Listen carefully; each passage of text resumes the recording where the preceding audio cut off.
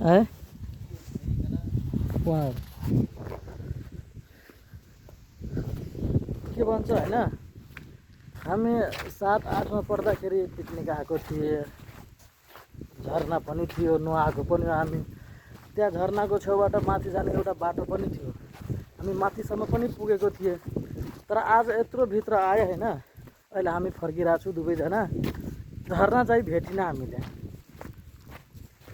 लगभग 10-12 वर्षपछि फेरि आज आएको थिएँ होइन तर झरना चाहिँ कतै भेटिन यार लगभग यो पुरै पहाडै उतापट्टि नै गइसकेको थियो उतातिर अब पहाडै पनि छैन पुरै कटेको हो झरना चाहिँ कतै भेटिन अब कसैलाई थाहा छ भने भन्नु होला होइन तर ठाउँ त यो राम्रो छ होइन घुम्ने ठाउँ छ रमाइलो छ होइन कसैलाई पहाडमा एडभेन्चर गर्नु छ भने यस्तो ठाउँ मजाले रोज्दा हुन्छ राम्रो छ ठाउँ बाइक त आउँदैन बाइक त उतै माथि नै राख्नुपर्छ अगाडि नै सबै हिँडेर आउनुपर्छ तर जुन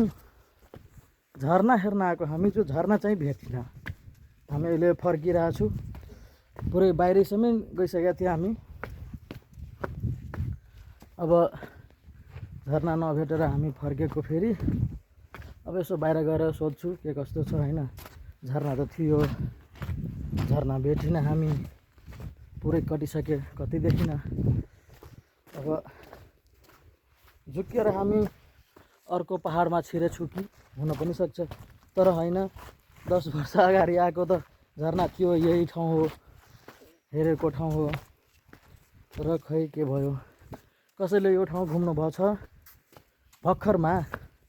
यो वर्षभित्रमा कसैले यो ठाउँ घुम्नु भएको छ भने झरना हेर्नु भएको छ भने कमेन्टमा भन्नुहोला कति भित्र छ कहाँ छ के छ कस्तो छ भन्नुहोला होइन